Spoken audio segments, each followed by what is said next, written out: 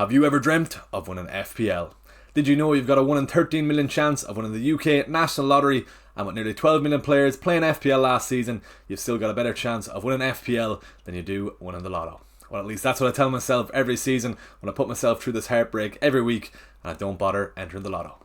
FPL Quinner nearly did the unthinkable in the 21-22 season when he finished 14th overall out of over 9 million FPL managers. In today's video, we're going to look at his current Game Week 1 draft and how he's shaping up ahead of this Friday's deadline. We've lots to discuss. Let's get into the video.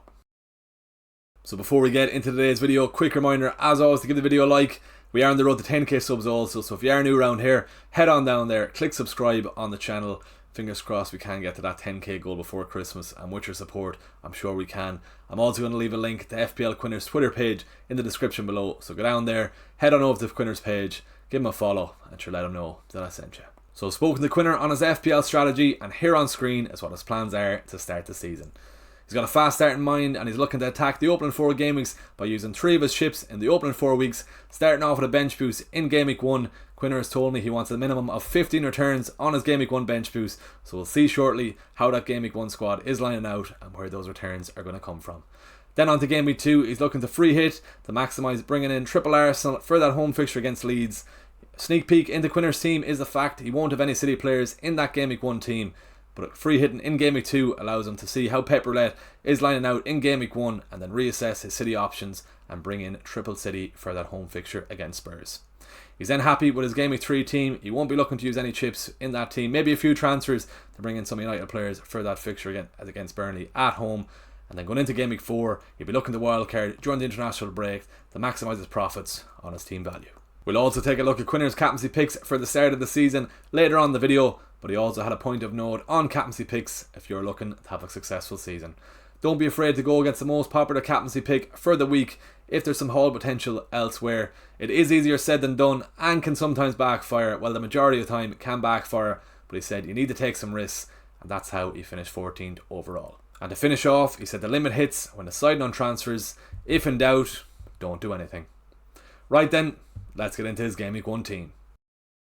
So let's get straight into Quinner's Game Week 1 team, and I've said before his bench boost is active, so he's looking towards his 15 players in Game Week 1 to maximise the points potential he can score that week. We're starting off with the defence. He's gone with Sells in goals of Nottingham Forest, and you can also see he's doubled up on the Nottingham Forest defence, and in fact he's also doubled up on the Spurs defence. Nottingham Forest at home to Brentford and Spurs at home to Burnley. We're going to start off with Nottingham Forest. Well, in fact, we're going to start off with their opposition, Brentford.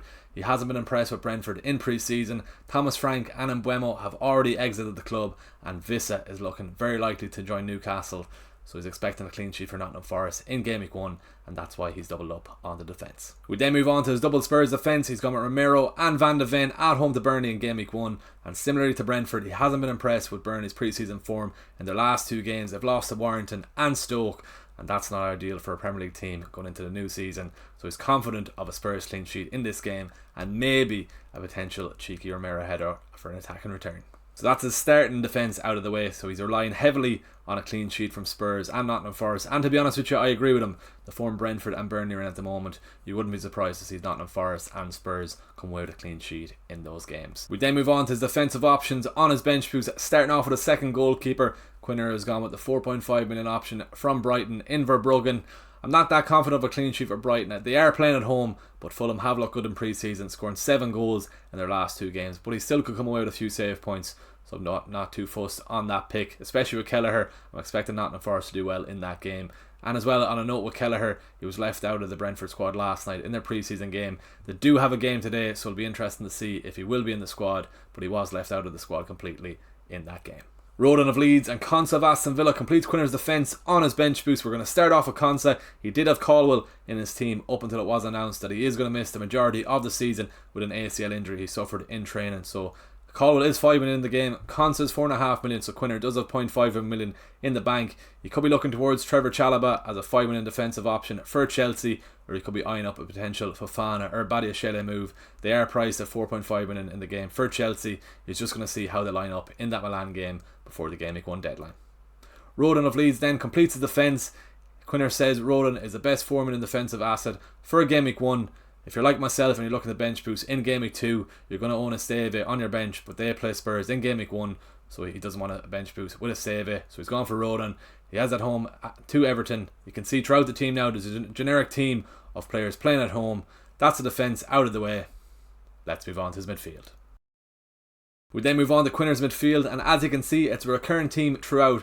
All his players playing at home: Palmer, Salah, Gakpo, Kudus and Adingra, all at home fixtures in game week 1. We're going to start off with the two Liverpool lads, Cody Gakpo in particular. Now he's a player I haven't seen in too many FPL drafts in the lead up to game week 1, but he is just off the back of scoring 2 goals and an own goal in Liverpool's last pre-season game. He's very much a man in form at the moment, 4 goals over Liverpool's pre-season games, so he could be the perfect differential in the lead up to game week 1. He's only owned by 5% of managers in the game, and Quinner is expecting a good return from him in that game. He's going to keep a close eye on Liverpool's lineup in the Community Shield at the weekend, and if Cody Gakpo isn't that starting 11, he's going to be locked in into Quinner's team. We then move back to Quinner's strategy for the start of the season. He's confident of a return for Gakpo in game week 1, but then he's looking to use his free hit in game week 2. Liverpool face Newcastle away from home in this week, so he'll be looking to take out Gakpo from his team and look towards bringing in an Arsenal midfielder with that fabled fixture against Leeds in game week 2. And then looking at game week 3, Liverpool face Arsenal in game week 3, so he'll be looking to transfer out Gakpo completely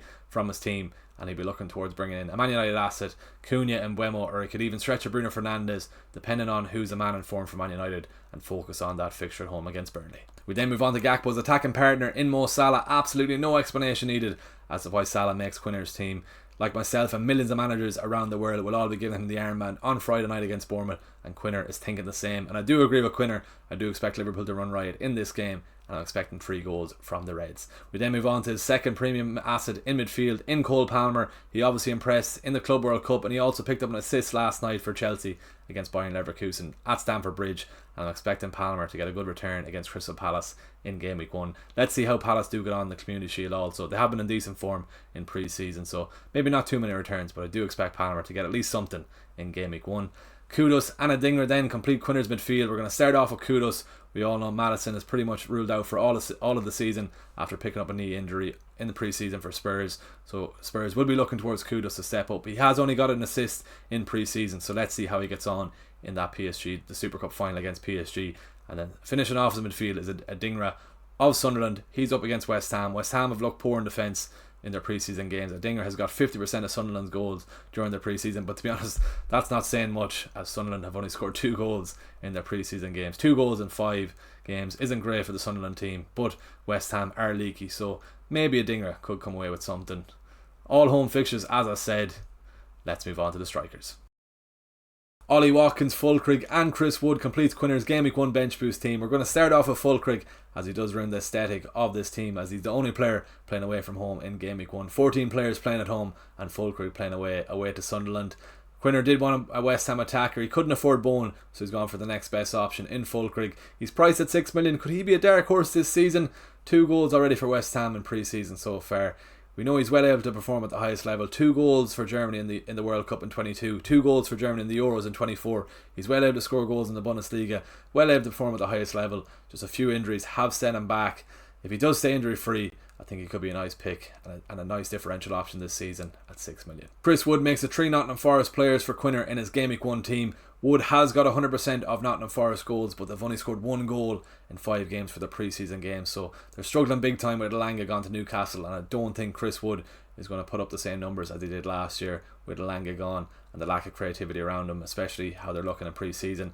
However, their defence does look very solid. 3 clean sheets in 5 games for pre-season, so no complaints as to why Quinner has got 2 Nottingham Forest defenders there. And finishing off, Ollie Watkins of Aston Villa. He's been on fire in pre-season for Aston Villa. 4 goals in 4 over their pre-season games. Fingers crossed he can bring that form into game week 1 at home to Newcastle. Before we finish up, just a quick reminder that the FPL Era YouTube Prize League is back for the new season. First place will get themselves a Premier League jersey of their choice from the 26-27 season, and second place will get themselves a random jersey from my own collection. All you have to do, make sure you're subscribed to the channel, and then make sure you're following me on Instagram and Twitter. The links to those accounts are in the description below. League code is on screen there, so get entering, and best of luck for the new season. So just a quick note on Quinner's captaincy plans for the start of the season. He's only planning 3 weeks ahead, so game week 1 he's going Salah, game week 2 he'll go one of Saka or Gyökeres, whatever Arsenal asset looks to be on penalties, and then game week 3, whatever Man United midfielder he transfers in for Gakpo, he'll give them the armband at home to Burnley. If you haven't made it to the end of the video, please give it a like. We are on the road to 10k subs, so if you are new around here, or if you haven't subscribed to the channel already, please head on down there, click subscribe on the channel. It really would be great to hit 10k subs before Christmas, and with your support, fingers crossed we can hit that goal. We've got a big week ahead now in the lead up to the GW1 deadline, so there's plenty more content coming your way, and don't forget to join us for that GW1 deadline stream on Friday evening. Thanks for watching. We'll see you in the next video.